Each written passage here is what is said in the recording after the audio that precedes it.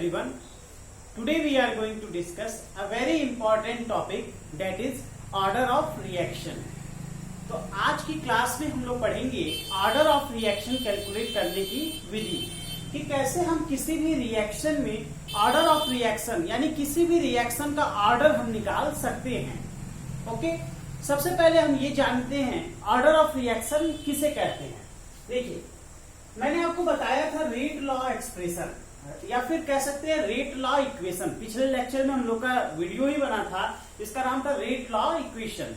तो उसमें मैंने आपको ये बताया था कि कोई भी अगर रिएक्शन होती है तो उसके लिए हम रेट लॉ कैसे लिखते हैं. Rate is directly proportional to, यानी किसी भी रिएक्शन के लिए जो उसका रेट होता है वो रिएक्टेंट के कंसंट्रेशन के क्या होता है, डायरेक्टली प्रोपोर्शनल होता है. तो अगर मान लेते हैं हमारा कोई reaction A plus B giving C, ये कोई रिएक्शन है, तो आप बताइए इसका रेट लॉ एक्सप्रेशन हम कैसे लिखेंगे. क्योंकि रेट डायरेक्टली प्रोपोर्शनल होता है ए टू द पावर क्या, X into B to the power Y. अब ये एक्स और वाई क्या है, एक्सपेरिमेंटल कोफिशिएंट है.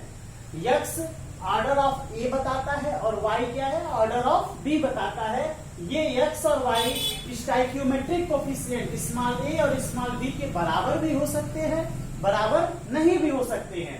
ओके, तो फिर मैंने बताया था rate is equal to proportionality हटाइए, कांस्टेंट लगाइए. तो हमने कांस्टेंट ये लगाया था into A to the power X into B to the power Y, जहां पे मैंने बताया था कि इसी स्मॉल के को हम कहते हैं रेट कांस्टेंट. ओके, अब ये जो x और y है, अगर इसी का हम सम कर दे x प्लस वाई, तो x प्लस वाई का ही सम क्या बताता है, order of reaction.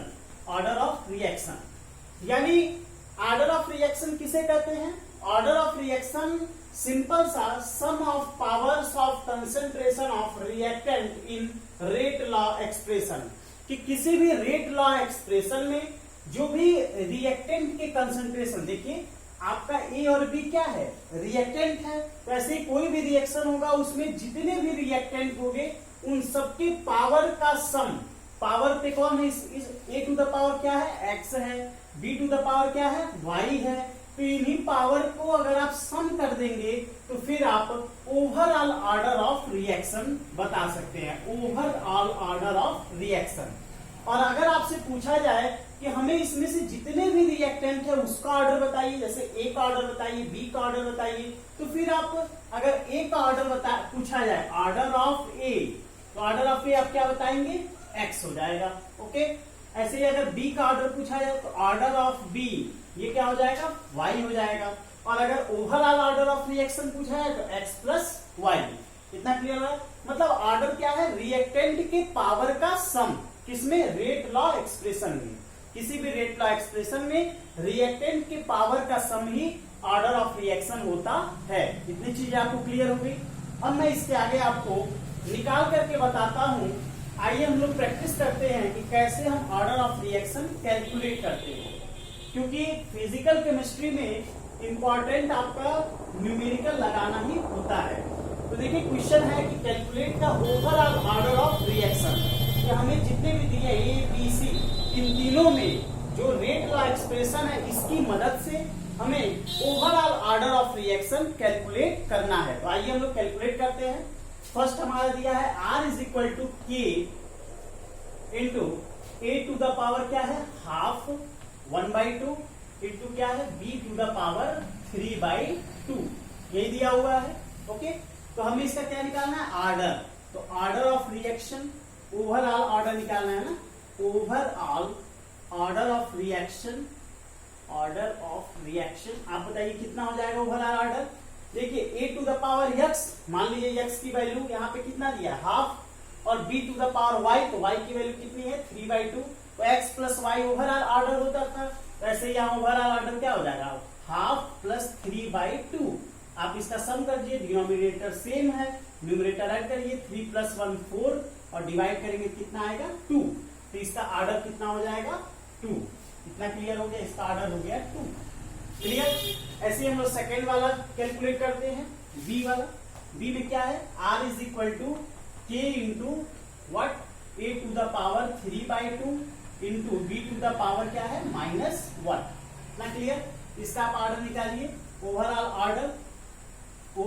Order of reaction, double O R का मतलब ऑर्डर ऑफ रिएक्शन। तो क्या हो जाएगा 3/2 और प्लस -1। इसको सॉल्व करिए 3/2 -1 तो कितना इजी है, 2 बन जाए 2, 3 - 2 1, 1/2। तो इसका ऑर्डर हो जाएगा 1/2। Is it clear? इसका ऑर्डर हो जाएगा 1/2। समझ में आ रहा है ना हम कैसे ऑर्डर ऑफ रिएक्शन कैलकुलेट कर रहे हैं? मतलब सिंपल सा रिएक्टेंट के पावर का हमको सम करना है, आपका ऑर्डर निकल करके आ जाएगा। ऐसे हम लोग थर्ड वाला करते हैं, सी पोर्शन। क्या दिया हुआ है? R is equal to K into A to the power X into B to the power क्या दिया है Y। तो हमने ये तो जनरल एक्सप्रेशन ही है, तो इसका ऑर्डर क्या हो जाएगा? ओवरऑल ऑर्डर ऑफ रिएक्शन बताइए कितना होगा? X plus Y। क्लियर हुआ? कैसे? X प्लस वाई, रिएक्टेंट के पावर का सम। किसी भी रेट एक्सप्रेशन में रिएक्टेंट की पावर का सम, आप निकल गया ऑर्डर। अच्छा, ऑर्डर देखिए क्या है, ऑर्डर आपकी 0 1 2 3 डॉट डॉट कुछ भी, ऑर्डर कुछ भी हो सकता है। इवन क्या है, इवन वो फ्रैक्शन भी हो सकता है, निगेटिव इंटीजर भी हो सकता है। तो ऑर्डर से आपको टेंशन लेने की बात नहीं है कि ऑर्डर केवल पॉजिटिव ही होता है।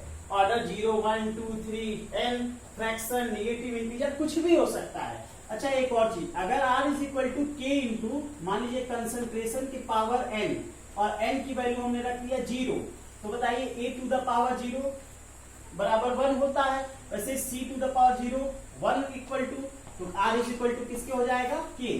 मतलब अगर किसी भी रिएक्शन का ऑर्डर, रेट ऑफ रिएक्शन मतलब किसी भी रिएक्शन का ऑर्डर अगर 0 है, इसका मतलब ये है कि उसका जो रेट ऑफ रिएक्शन है वो कंसंट्रेशन पर डिपेंड नहीं कर रहा, मतलब रिएक्टेंट के कंसंट्रेशन पे डिपेंड नहीं कर रहा। अगर किसी भी रिएक्शन का ऑर्डर क्या है? 0 है। ओके, तो हम लोग इसी तरह से ये थर्ड वाला सॉल्व करते हैं। तो ओवरऑल ऑर्डर तो निकल ही गया x प्लस वाई। ये क्लियर हुआ? ये क्वेश्चन समझ में आ गया। अब हम लोग ऐसे ही एक और क्वेश्चन सॉल्व करते हैं, इसी का टाइप है, वो है identify the order of reaction. इसमें आपको जो रेट कांस्टेंट है इसकी वैल्यू दी हुई है और आपको इस यूनिट की मदद से बताना है कि उस रिएक्शन का ऑर्डर क्या होगा। तो आइए हम लोग सॉल्व करते हैं इस क्वेश्चन को भी, ये भी हम लोग पढ़ रखे हैं। जैसे मैंने बताया था R is equal to K into और C पे पावर n होता था, इतना क्लियर हुआ। तो फिर मैंने इसका बताया था कि इसमें K की यूनिट क्या होगी, यूनिट ऑफ K। पिछली वीडियो में मैंने इसका यूनिट जो है डिराइव कराया, आप वहां से जाकर के देख सकते हैं। मैं डायरेक्ट लिख देता हूं, इसकी यूनिट होती है मोल के पावर, बताइए क्या होगा, मोल के power 1 minus n into litre के power n-1 into second inverse. L ऐसे कैपिटल भी लिख सकते हैं, स्मॉल भी कोई गलत नहीं है। ओके, तो ये आप हुआ।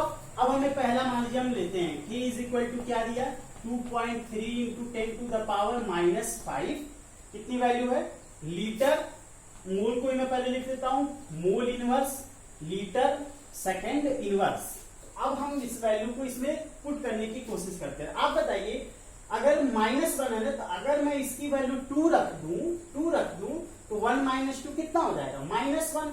और यहाँ 2 रखेंगे, 2 - 1 तो 1, ये 1 ही है। और सेकेंड इनवर्स तो कांस्टेंट होता है। तो अगर हम n की वैल्यू 2 रख देते हैं तो k की यूनिट हमें क्या मिलेगी इस फार्मूला से? मोल की पावर 1 - 2 तो कितना होगा? -1। और l के पावर 2 - 1 तो 1। और सेकेंड इनवर्स, इसको 1 लिखिए चाहे छोड़ दीजिए, कोई दिक्कत नहीं है, l ही तक। तो इस तरह से आपको मिला कि इसका ऑर्डर क्या होगा? n की वैल्यू कितनी हो जाएगी? 2। यानी ये कैसा, किसका रेट कांस्टेंट है? सेकेंड ऑर्डर रिएक्शन का। ओके, अब हम लोग ऐसे ही इसका सेकेंड वाला पोर्शन सॉल्व करते हैं। इसका ऑर्डर क्या होगा? तो वैसे तो आप इसको लर्न ही कर लीजिए, ये आपके लिए ज्यादा बेनिफिशियल होगा कि अगर किसी भी रिएक्शन में रेट कांस्टेंट का अगर ये यूनिट सेकेंड इनवर्स है तो पक्का वो कैसा रिएक्शन है? फर्स्ट ऑर्डर रिएक्शन है। क्योंकि आपके बोर्ड एग्जाम में मोस्ट ऑफ द क्वेश्चन इस फर्स्ट ऑर्डर रिएक्शन काइनेटिक्स से ही पूछा जाता है। तो देखिए R इज इक्वल टू क्या वैल्यू दिया हुआ है? की वैल्यू दिया है 3 into 10 to the power -4 second inverse. हमने K की यूनिट क्या पढ़ी है, मोल के पावर बताइए 1 माइनस n और लीटर के power n-1 into second inverse. आप देखिए 1 1 0 और समथिंग के पावर 0। कोई भी चीज अगर 0, कोई भी चीज की पावर अगर 0 है तो वैल्यू हमेशा कितनी आती है, 1 आती है। तो 1 1 पुट करते हैं यहाँ पे, मोल के पावर 1 1, लीटर के पावर 1 1 सेकेंड इनवर्स। ये इसकी वैल्यू 1, इसकी वैल्यू 1, ये तो कैंसिल हुआ, कितना आ गया वैल्यू, सेकेंड इनवर्स। तो K की वैल्यू क्या आ गई, सेकेंड इनवर्स। ये यूनिट आगे नहीं, यूनिट ऑफ K। तो यूनिट ऑफ K का मतलब ये कैसा ऑर्डर है, फर्स्ट ऑर्डर काइनेटिक्स है। तो ये आपको क्लियर हुआ कि कैसे हम रेट कांस्टेंट से ऑर्डर आइडेंटिफाई करते हैं, और साथ ही साथ अगर रेट लॉ एक्सप्रेशन दिया हुआ है तो वहां से भी हम कैसे overall order of the reaction calculate करते हैं। तो आज की वीडियो में हम लोगों ने पढ़ लिया कि ऑर्डर ऑफ रिएक्शन किसे कहते हैं। सिंपल सा केवल 2 लाइन में अगर आपको बोलना हो तो आप ये बोल लीजिएगा कि किसी भी रेट लॉ एक्सप्रेशन में जितने भी रिएक्टेंट है, भाई जितने भी रिएक्टेंट है, उन सारे रिएक्टेंट के कंसंट्रेशन के पावर का सम, जैसे मैं बोल रहा हूं कि रेट लॉ एक्सप्रेशन में जितने भी रिएक्टेंट है उसके कंसंट्रेशन के पावर का सम, यही आपको कौन मिलता है, ऑर्डर ऑफ रिएक्शन। जितने भी रिएक्टेंट होंगे उनके पावर का सबका सम करते जाइएगा, आपको आप order of the reaction calculate कर लेंगे। तो आई होप ये वीडियो आपको अच्छा लगा होगा। नेक्स्ट वीडियो में हम लोग पढ़ेंगे मॉलिक्यूलरिटी ऑफ द रिएक्शन। तब तक के लिए आप सभी को धन्यवाद।